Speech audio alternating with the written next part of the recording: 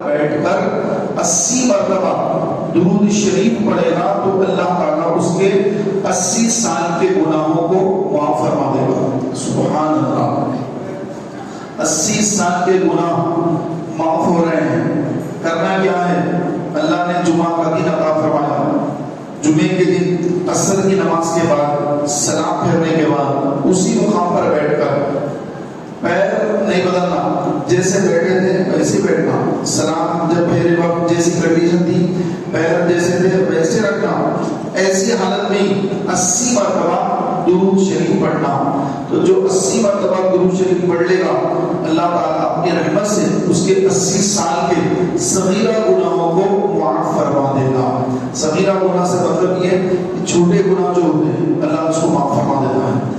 بڑے گناہ یہ توبہ سے معاف ہوتے ہیں. بڑے گناہ یہ اس طرح جو احادیث میں فضائل آئے ہیں اس میں بڑے گناہ معاف نہیں ہوتے. مثلا شراب پینا، زنا کرنا، جھوٹ بولنا، غیبت کرنا، ماں باپ کا دل دکھانا، کسی کو دھوکہ دینا، جتنے حرام کام ہیں یہ حرام کام کا جو گناہ ہوا ہے یہ توبہ سے معاف ہوگا. اور توبہ بہت آسان ہے کہ اپنی دل میں نیت کر لے کہ مولا میں آج کے بعد کبھی یہ گناہ نہیں کروں گا اور تیری بارگاہ میں سچی توبہ کر رہا ہوں، آج کے بعد اس گناہ کی طرف دیکھوں گا بھی نہیں. بس توبہ کر لے. اسی کو توبہ کہتے ہیں. دل میں شرمندگی ہو کہ یا اللہ میں شرمندہ ہوں کہ میں نے یہ گناہ کیا، لیکن اب میں تیری بارگاہ میں توبہ کر رہا ہوں، لیکن توبہ کو قبول فرما، میں دوبارہ یہ گناہ نہیں کروں گا. اللہ معاف کر دے گا. اللہ توبہ کو قبول کر لے گا، اس کا گناہ معاف کر دے گا. توبہ اتنی ہی ہے، اس کے لیے کوئی بہت بڑا کام کرنا نہیں ہے. بس اللہ سے رجوع ہونا ہے. ودن سیکنڈز میں آپ کے سارے گناہوں کو اللہ تبارک و تعالیٰ معاف فرما دیتا ہے. شرط یہ ہے کہ پھر گناہ نہ کرے، پھر دوبارہ گناہ نہ کرے. اگر نعوذ باللہ کوئی بھائی شراب پینے والا ہے، شراب سے توبہ کر لیا تو اب دوبارہ شراب کی طرف نہ دیکھے. اس طرح کوئی زنا میں مبتلا ہے، زنا سے توبہ کر لیا تو پلٹ کر اس طرف نہ جائے. کوئی ماں باپ کا دل دکھاتا، ان کو تکلیف پہنچاتا، ان کی بات نہیں سنتا، ان کی بات نہیں مانتا اور ان کا دل دکھاتا تو وہ توبہ کر لے. اس کے بعد ماں باپ جو حکم دے اس پر عمل پیرا ہو جائے. ہاں شریعت کے خلاف اگر ماں باپ حکم دے، بولے کہ نماز چھوڑ دو، داڑھی مڈا دو، یا جھوٹ بولنے یا چوری کرنے کا اگر ماں باپ حکم دے تو اب اس پر عمل نہیں کریں گے، کیونکہ سب سے پہلے اللہ اس کے رسول کا حکم ہے، قرآن کا حکم پہلے ہے، شریعت کا حکم پہلے ہے. پہلے شریعت ہے، شریعت پر عمل پیرا ہونا ضروری ہے. اور شریعت سے اگر ماں باپ کی بات ٹکراتی ہے، ماں باپ کہتے ہیں کہ نماز کو بچہ گھر میں نماز پڑھ لے، کیونکہ جماعت کے ساتھ نماز پڑھنا واجب، داڑھی رکھنا واجب. تو یہ جو چیزیں شریعت نے جن چیزوں پر لازم قرار دیا ہے، اگر ماں باپ اس سے روکتے ہیں تو اب ماں باپ کی بات نہیں مانی جائے گی. پہلے اللہ کے رسول کا حکم مانا جائے گا. اس سے ہٹ کر اگر ماں باپ کسی کام کا حکم دے، بیٹا یہ دوا لا کر دو، گھر میں سودا ترکاری لا کر دو، تو یہ کام پہلی فرصت میں کرنا چاہیے. جتنے دنیاوی کام ہیں ماں باپ حکم کریں تو فوراً اس کی تعمیل میں لگ جائے، اس پر عمل پیرا ہو. ٹال مٹول کر کے دیر نہ کرے کہ والدین کو تکلیف پہنچتی ہے، والدین ناراض ہوتے ہیں کہ جس کے والدین اس سے ناراض ہیں تو اس سے اللہ تعالیٰ بھی ناراض ہوتا ہے. اور جس کے والد اس سے خوش ہیں، والد والدہ خوش ہیں تو اللہ بھی اس بندے سے خوش ہے جس کے والدین اس سے خوش ہیں. تو ہم کو اگر دیکھنا ہے کہ اللہ میرا مجھ سے راضی ہے یا نہیں، اپنے باپ کو دیکھیں کہ باپ راضی ہے یا ناراض ہے. اگر آپ کے ابا جان آپ سے راضی ہیں تو اللہ تعالیٰ بھی آپ سے راضی ہے. اور آپ کے والد صاحب ناراض ہیں کہ بیٹا میری سنتا نہیں، یہ نہیں کرتا، وہ نہیں کرتا، باپ ناراض ہے تو سمجھ لیں اللہ تبارک و تعالیٰ اس سے ناراض ہے. تو یہ چیزیں اہم ہیں. تو محترم بھائیوں، اللہ تبارک و تعالیٰ نے امت مصطفیٰ کے لیے بہت آسان راستے بنا دیے ہیں گناہوں کو معاف کرنے کے. بہت سارے معاملات میں اللہ تعالیٰ نے گناہوں کو معاف کرنے کا اعلان فرما دیا ہے. مثلا اگر کوئی بندہ شب قدر میں ایک رات جاگ کر عبادت کر لے تو اللہ عبادت سے زیادہ ثواب عطا فرماتا ہے. اور یہ فرمایا کہ جو بندہ عشاء کی نماز، فجر کی نماز جماعت کے ساتھ پڑھ لے تو ساری رات سونے کے باوجود، آدمی گھر میں سوتا رہا، ساری رات سو گیا، 11 بجے سو گیا، 5 بجے اٹھا، 5:15 کو مسجد میں آ کے جماعت سے نماز پڑھ لیا. عشاء کی نماز بھی رات میں 8 ساڑھے 8 بجے جماعت کے ساتھ پڑھ کر سویا تھا. تو رات بھر سونے کے باوجود اللہ تبارک و تعالیٰ ساری رات عبادت کا ثواب عطا فرماتا ہے، اس لیے کہ اس نے عشاء کی جماعت کا اہتمام کیا، فجر کی جماعت کا اہتمام کیا. تو یہ جو اہتمام کرنا ہے یہ اللہ کے لیے ہے. بندہ نیند سے بیدار ہو رہا ہے اللہ کے لیے، بندہ نیند کو ٹھوکر مار کر بستر کو چھوڑ کر اللہ کے لیے اٹھ رہا ہے اور مسجد کو آ کر باجماعت نماز ادا کر رہا ہے، تو اللہ سے اتنا خوش ہوا کہ اس کو عشاء اور فجر کی نماز جماعت کے ساتھ پڑھنے کی برکت سے ساری رات عبادت کا ثواب عطا فرمایا. اور اگر کوئی بندہ عشاء پڑھ لے جماعت کے ساتھ، فجر نہ پڑھے، اس کو آدھی رات عبادت کا ثواب. اگر کوئی عشاء جماعت سے نہ پڑھے، اکیلے پڑھ لیا، فجر جماعت کے ساتھ پڑھا، تو اس کو آدھی رات کی عبادت کا ثواب ملے گا. عشاء اور فجر جماعت سے پڑھے گا تو ساری رات عبادت کا ثواب ملے گا.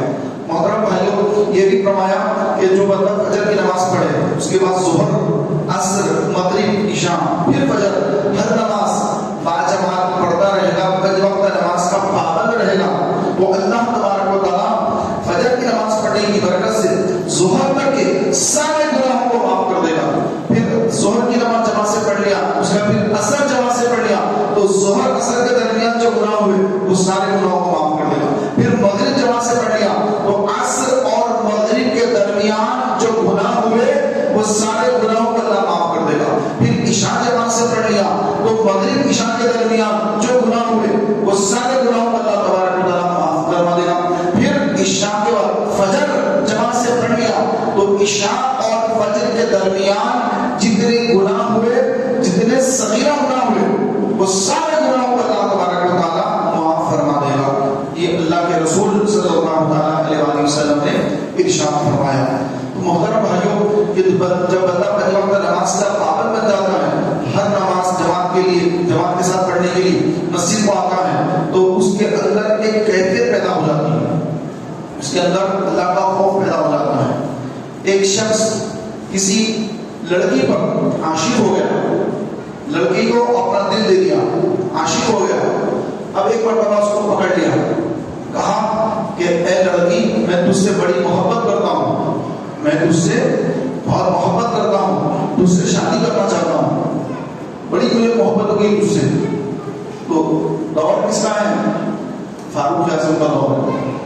حضرت فاروق اعظم، خلیفہ دوم، امیر المومنین سیدنا عمر بن خطاب رضی اللہ تعالیٰ عنہ کا دور ہے.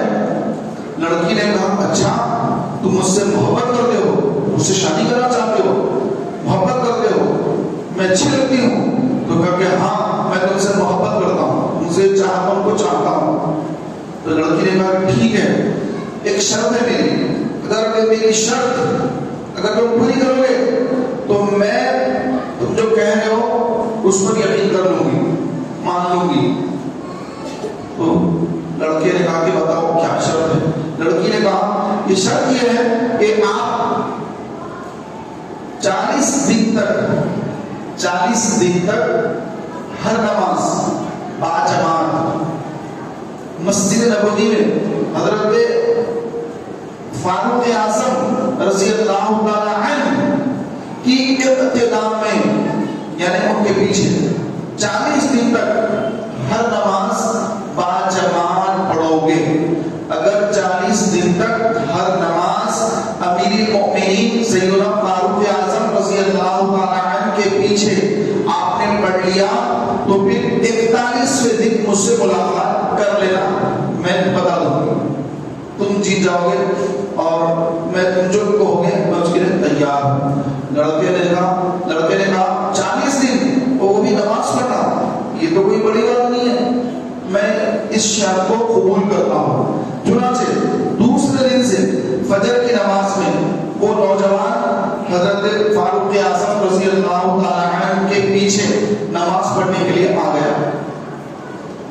ایک دن گزرا، 2 دن گزرے، 3 دن گزرے، 4 دن، 4 5 6 8 10 دن، 40واں دن ہو گیا۔ اب 40ویں دن یہ بندے کی کیفیت اتنی بدل گئی نمازوں کی برکت سے، اب وہ لڑکی راستے میں کھڑی ہو گئی کہ 40 دن پورے ہو گئے، چلو اب ملاقات کریں گے، بات چیت کریں گے۔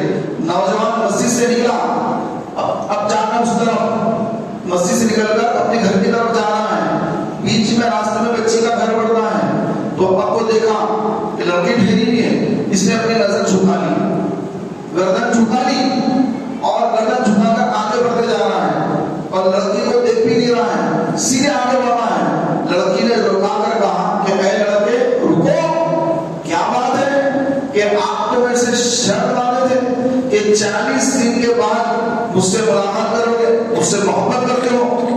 تو لڑکا جو تھا اس نے نہ نگاہ نیچے سے اوپر اٹھائی، نہ اس کو دیکھا، نہ اس کی آنکھ میں آنکھ ملائی، بلکہ اپنی آنکھیں نیچے رکھ کر اس نے جواب دیا کہ اے محترمہ، کہ میں غلط راستے پر تھا، میں غلط راستے پہ تھا، اور حضرت عمر فاروق اعظم رضی اللہ تعالیٰ عنہ کے پیچھے 40 نمازیں پڑھنے کے بعد اب میرا دل اللہ نے روشن کر دیا ہے، اور اپنی اس حرکت پر جو میں نے تم سے کی تھی اس پر میں شرمندہ ہوں، اور میں تم سے معافی کا طلبگار ہوں۔ سبحان اللہ۔ تو یہ ہوتی ہے نماز کی برکت کہ جب بندہ 5 وقت نماز کا پابند ہو جاتا ہے تو اللہ تعالیٰ اس کے دل میں جو شیطانی وسوسے آتے ہیں کہ فلاں لڑکی بہت اچھی ہے، میں اس کے ساتھ دوستی کر لوں، اور فلاں جو بھی اس کے ذہن میں نعوذ باللہ غلط وسوسے آ رہے ہیں، تو یہ تمام وساوس دور ہوتے ہیں نماز کی برکت سے، کہ آدمی 5 وقت نماز کا پابند بن جائے اور ہر نماز جماعت کے ساتھ پڑھے تو اللہ تعالیٰ اس کے دل کو منور کر دیتا ہے۔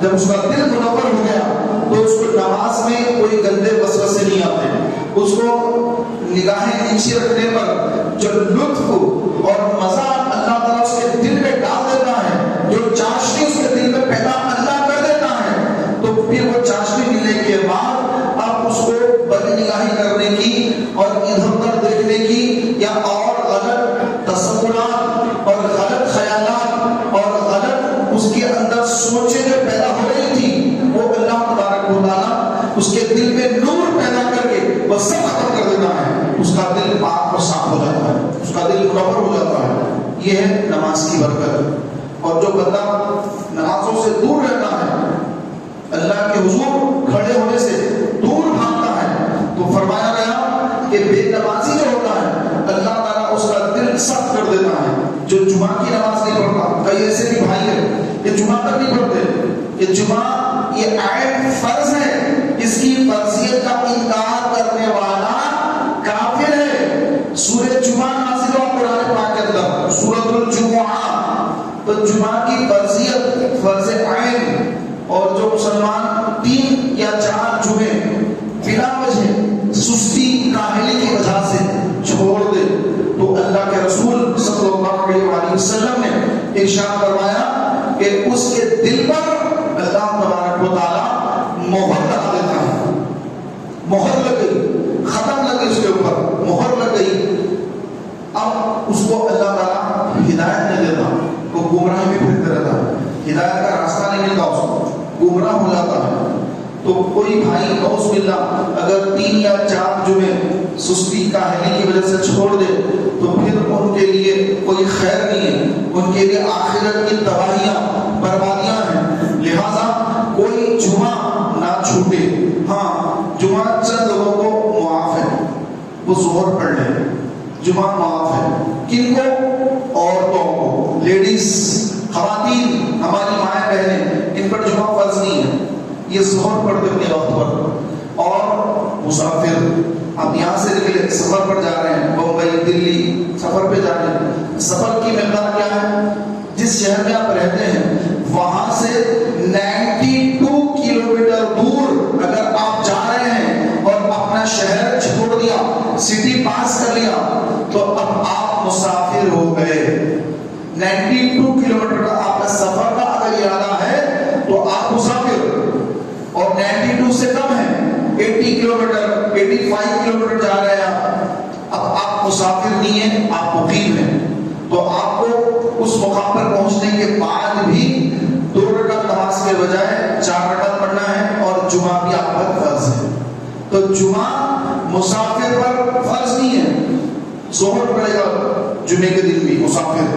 جیسے یہاں سے آپ چلے گئے بمبئی، 3-4 دن رہ رہے ہیں وہاں پر، بلکہ 14 دن رہ رہے ہیں، تب بھی آپ مسافر ہیں۔ اگر 15 دن رہ رہے ہیں، 15 دن یا اس سے زیادہ رہ رہے ہیں، تو اب آپ کی مسافرت ختم ہو گئی، اب آپ مسافر نہیں ہیں، اب آپ مقیم ہو گئے۔ جمعہ بھی فرض ہے، اور ہر نماز جماعت سے پڑھنا واجب، اور سنت نوافل وغیرہ پڑھنا جیسا عام مقیم ہوتے ہیں، تو اس کے لیے جیسے جماعت فرض ہے، جماعت کے ساتھ نماز پڑھنا اس کے لیے واجب ہے، اور سنتیں ہیں نوافل ہیں وہ پورے کو برابر ادا کرنا ہے۔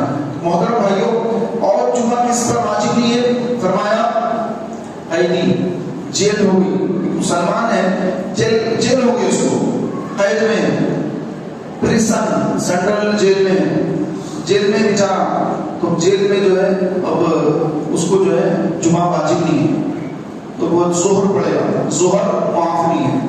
اور فرمایا کہ بیمار کوئی دواخانے میں زیر علاج ہے، ایڈمٹ ہوگا دواخانے میں، بھائی ایڈمٹ ہے، بیمار ہے، تو بیچارہ جمعہ کہاں سے پڑے گا؟ لیکن فرض کو ادا کرنا ہے ظہر، وہ تو بیمار کو بھی معاف نہیں ہے۔ کھڑے کے نہیں پڑھ سکتا، بیٹھ کے پڑھ لے، بیٹھ کے نہیں پڑھ سکتا، لیٹے لیٹے اشارے سے پڑھ لے، لیکن نماز معاف نہیں ہے، جمعہ معاف ہے۔ بیمار پر جمعہ معاف ہے، دواخانے میں ہے یا گھر پر ہی آ گیا، لیکن ایسی حالت ہے کہ بس اٹھنا نہیں آتا، بستر پہ پڑا ہوا بیچارہ، ابھی آپریشن ہوا، آپریشن کے بعد گھر آیا، لیکن چلنے پھرنے کی طاقت نہیں ہے، بیٹھ کے بھی نہیں پڑھ سکتا، تو اس کے اوپر جو ہے جمعہ فرض نہیں ہے، بلکہ ظہر کی نماز اس پر فرض ہے، وہ معاف نہیں ہے۔ اس طرح اگر کوئی بیمار کے ساتھ دواخانے میں اٹینڈر ہے، اٹینڈر ساتھ میں رہتے ہیں، ایک پیشنٹ کے ساتھ ایک کوئی رہنا پڑتا ساتھ میں، اب پیشنٹ کے ساتھ ایک اٹینڈر ہے، اس کے ساتھ تیمارداری کر رہا ہے، اردو میں کہتے ہیں تیمارداری میں لگا ہوا ہے کسی مریض کی، تو اب اگر وہاں سے ہٹے گا تو مریض پریشان ہوگا، اس کا رہنا ضروری ہے، تو پھر اس کے لیے بھی فرمایا جمعہ اس پر بھی واجب نہیں ہے کہ وہ بیمار کی تیمارداری میں لگا ہوا ہے۔ لیکن ایک بڑے شہر میں رہنا جہاں پر 1 بجے نماز ہوتی ہے ایک مسجد میں، 1:30 بجے ایک مسجد میں ہوتی، 2 بجے ایک مسجد میں ہوتی، 2:30 بجے ایک مسجد میں ہوتی، 3 بجے ایک مسجد میں ہوتی، 3:30 کو ایک مسجد میں ہوتی، تو اب اپنے کسی بھائی کو بولے کہ بھائی آپ 1 بجے نماز پڑھ رہے ہیں، میں 3:30 کو پڑھ لوں گا نماز، آپ یہاں آ جائیے، بیمار کے پاس آپ رہیے، میں جمعہ پڑھ کے آتا ہوں، اس طرح سیٹنگ کر لے، جمعہ نہ چھوڑے۔ لیکن اگر کوئی ایسا جو مجبور آدمی ہے، اس کا کوئی ساتھ دینے والا نہیں ہے، اگر وہ ہٹے گا تو پریشانی ہو جائے گی، تو پھر ایسے تیماردار کے لیے بھی اللہ کے رسول صلی اللہ علیہ وسلم نے جمعے کے لیے اس کی واجب ہونا اس کے لیے شرط نہیں رکھی، بلکہ وہ ظہر پڑھ لے گا، جمعہ اس کے لیے بھی اللہ تعالیٰ نے واجب سے واجب کا جو اس کے اوپر واجب تھا اس کو ہٹا دیا، اب وہ ظہر پڑھ لے، لیکن ظہر معاف نہیں ہے، مریض کو بھی معاف نہیں ہے۔ اسی طرح کوئی نماز کسی کو معاف ہے ہی نہیں، ہر نماز وقت پر ادا کرنا یہ فرض عین ہے، اور جو اس کا انکار کر دے کہ میرے تو نماز معاف ہے، اسی وقت کافر ہو جاتا ہے، اسی وقت کافر ہو گیا۔ اور اگر سستی کاہلی کی وجہ سے باتیں پڑھ لی ہے، سستی کر رہا ہے، نماز نہیں پڑھ رہا ہے، تو فرمایا یہ حرام سے بھی بڑھ کر گناہ ہے۔ ایک یہ حرام، شراب پینا، زنا کرنا، یہ حرام سے بھی زیادہ اور سخت گناہ نماز چھوڑنا ہے، جو آج ہم روزانہ چھوڑتے ہیں، روزانہ ہماری نماز جو چھوٹتی ہے، یہ حرام سے بھی بڑھ کر اشد حرام اور بڑا گناہ ہے کہ جو بے نمازی ہوتا ہے اللہ تعالیٰ اس کی کوئی عبادت بھی قبول نہیں کرتا۔ مثلا اگر وہ پیسے والا ہے، لوگوں میں پیسے تقسیم کرتا ہے، غریبوں میں، مسکینوں کو کھانا کھلاتا ہے، غریب بچوں کی شادیوں میں امداد کرتا ہے، اچھے اچھے کام کرتا ہے، لیکن چونکہ ہے بے نمازی، نماز کو نہیں آتا، نماز جماعت کے ساتھ نہیں پڑھتا، بے نمازی ہے، تو اللہ تعالیٰ اس کی اس نیکی کو بھی قبول نہیں کرے گا۔ اس کے پیسے خرچ کرنا اللہ کی راہ میں فضول ہے، اس کو کوئی ثواب نہیں. اسی طرح کسی مسلمان بھائی کی مدد کر رہا ہے، کیونکہ آپ علیہ السلام نے فرمایا کہ جو میرے کسی امتی کی تکلیف کو دور کرے گا، دنیاوی تکلیف کو دور کرے گا، تو اللہ تبارک و تعالیٰ کل قیامت کے دن اس کی بڑی پریشانی، یعنی قیامت کی جو گرمی ہوگی، وحشت ہوگی، گرمی، تو اس دن اللہ تعالیٰ اس کو عرش کے سائے میں جگہ عطا فرمائے. اپنے مسلمان بھائی کی تکلیف کو دور کرنا. اگر کوئی مسلمان بھائی پریشان ہے تو آپ اس کو مشورہ دے رہے ہیں کہ بھائی آپ پریشان ہیں، کوئی بات نہیں، آپ یہ کام کریے، ان کے پاس چلیے، میں آپ کے ساتھ چلتا ہوں، آپ کا یہ کام میں کرا دیتا ہوں، آپ کی تکلیف انشاءاللہ میں ختم کرا دوں گا. آپ اس کی تکلیف دور کرنے کے لیے اگر وہ دور کر رہے ہیں، دوڑ کر رہے ہیں، بھاگ رہے ہیں، اس کی پریشانی دور کر رہے ہیں، اگر وہ قرضے میں ڈوبا ہوا ہے، لیکن کوئی بات نہیں، آپ جو ہے میں اس جو خرچواں ہے اس سے بات کر کے ٹائم بڑھا دوں گا. میری بات وہ بھائی سنتے ہیں تو جن کو آپ جن سے ہم نے خرچہ لیا ہے ایک ساتھ اور ٹائم دلا دوں گا، ایک ساتھ میں سود سے ادا کر لیجیے. تو ایک بھائی کو ایک سال کا ٹائم دلا رہے ہیں آپ، اس سے ملاقات کر کے اس کی بات اس کو سمجھا رہے ہیں کہ بھائی یہ بھائی پریشان ہے، تو ان کو تھوڑا مہلت دے دیجیے، ان کو تھوڑا وقت دے دیجیے تاکہ یہ آہستہ آہستہ آپ کا خرچہ اتار دے.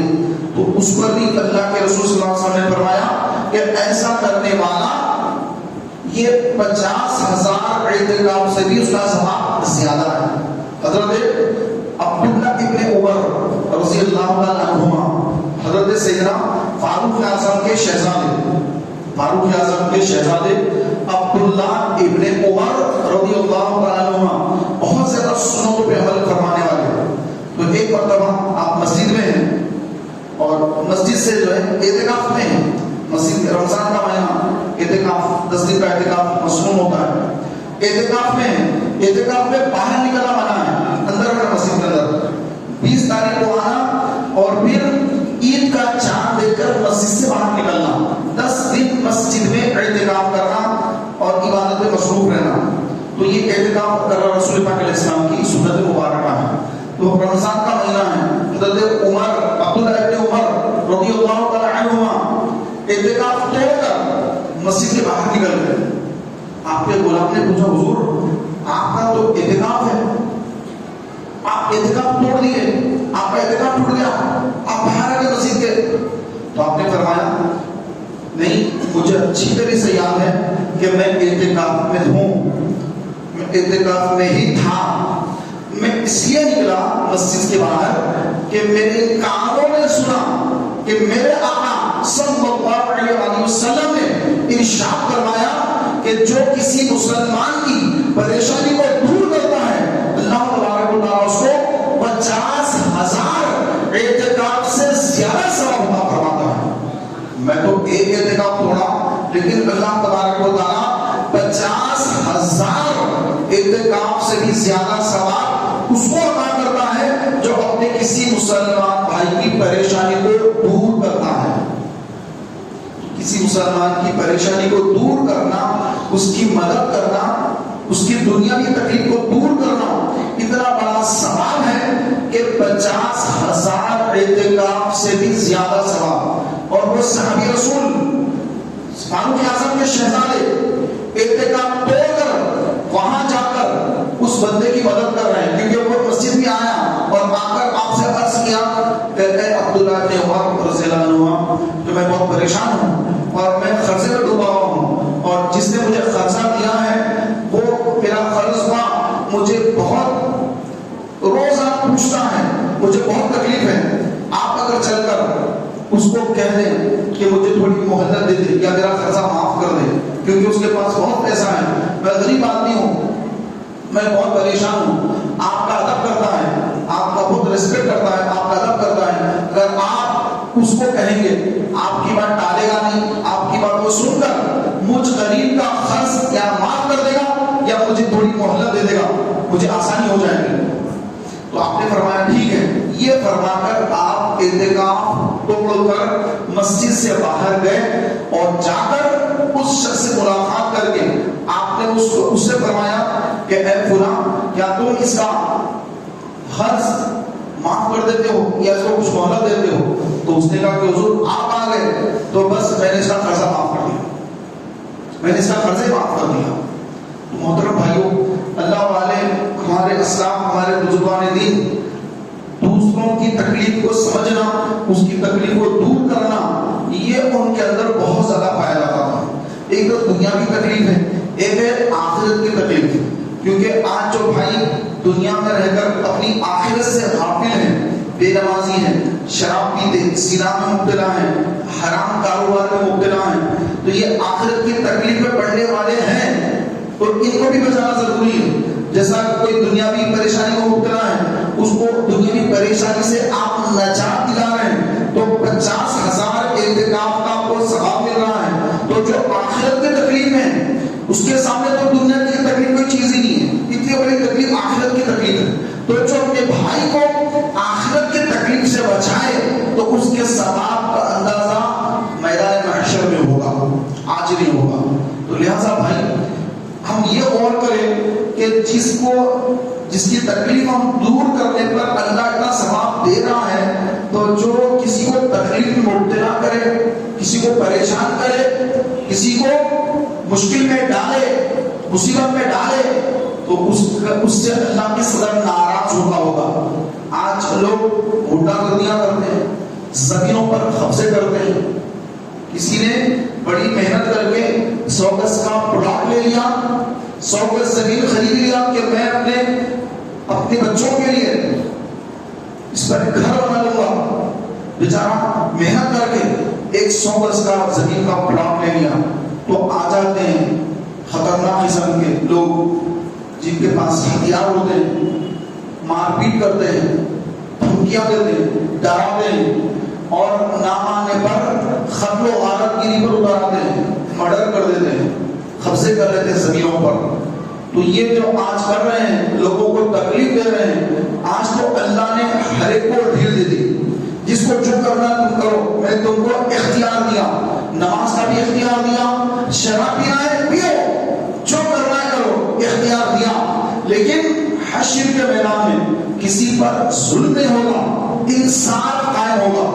تو آج یہ جو گنڈے قسم کے لوگ ہیں, دادا گیری کرنے والے, لینڈ گرابرز ہیں, زمینوں پہ قبضے کرتے ہیں اور غریبوں کی زمین پر قبضہ کر کے اس کو ہڑپ لیتے ہیں, آج یہ بڑی جو ہے طاقت کے ساتھ کر رہے ہیں, لیکن کل قیامت کے دن ان کا کیا معاملہ ہوگا.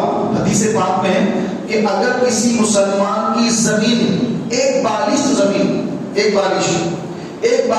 زمین پر اگر کسی دوسرے نے قبضہ کر لیا, ایک بالش زمین پر قبضہ کر لیا, ناجائز قبضہ, تو حدیث پاک میں ہے کہ اللہ تعالیٰ قیامت کے دن 7 زمینوں کا توق بنا کر اس کے گلے میں ڈال دے گا. توق یعنی جو گلے میں پھنستا ہے, گول اس کو جو ہے پھنسا دے گا. وزن کتنا ہوگا اس کا؟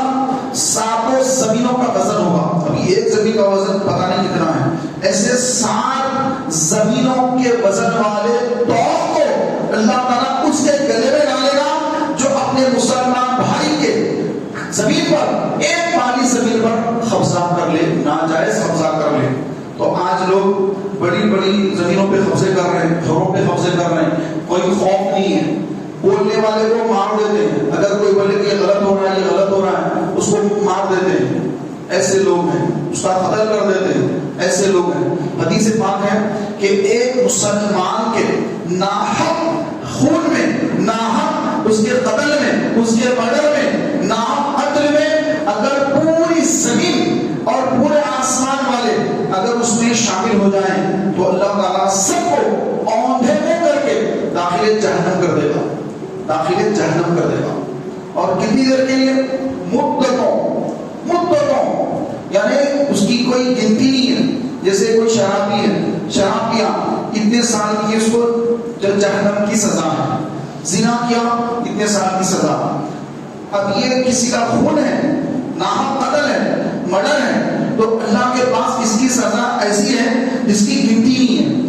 اللہ جب تک چاہے گا اس کو جہنم میں جلائے گا, جب تک چاہے گا, اس کی مرضی ہے, کوئی لمٹ نہیں ہے. جتنا چاہے اللہ اس کو عذاب کرے. اور اس میں جو بھی انوالو ہے, کوئی اشارتاً یا پیسے دے کر کہ ہاں اس کا مرڈر کرنا چاہیے, اچھا ہے, جو اس کی مرڈر کی تائید میں ہے, اس کی جو ہے تائید کر رہے ہیں, زبان سے یا پھر پیسوں سے یا کسی طرح سے بھی ایک مسلمان کے قتل کی تائید یا حمایت یا پھر دل میں خوش ہو رہے ہیں کہ اچھا ہوا یہ اس سے میرا بھی پیدا ہوگا، تو جنوں سے خوش ہو رہے ہیں سب کے سب اس میں ملوث پائے جائیں گے اور سب کے سب اللہ کے حضور گناہگار ہوں گے۔ محترم بھائیوں، اللہ تعالیٰ نے کسی کا حق، کسی کو ناحق قتل کرنا یہ سب حرام فرمایا ہے، اور حدیث پاک میں کہ میدان حشر میں سب سے پہلے حساب ناحق خون کا ہوگا۔ یہ کس میں ہوگا؟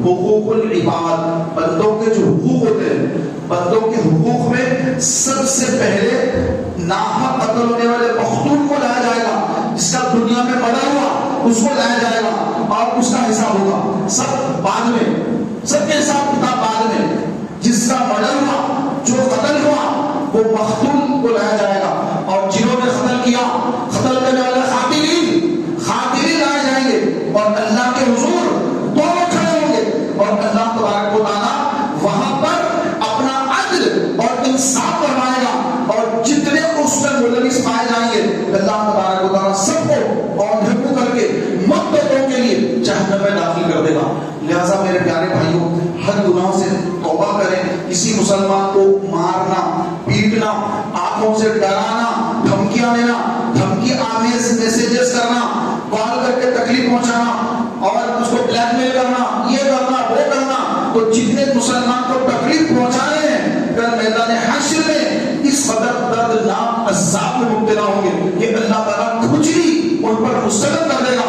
اور کھجا کر ان کے جسم خون سے لہو لہان ہو جائیں گے۔ اللہ تعالیٰ کی بارگاہ میں دعا کہ مولا تعالیٰ ہم سب کو نیک اعمال کرنے کی توفیق عطا فرمائے۔ اگلے سبق کو پورا فرما لیجیے، سنت اللہ۔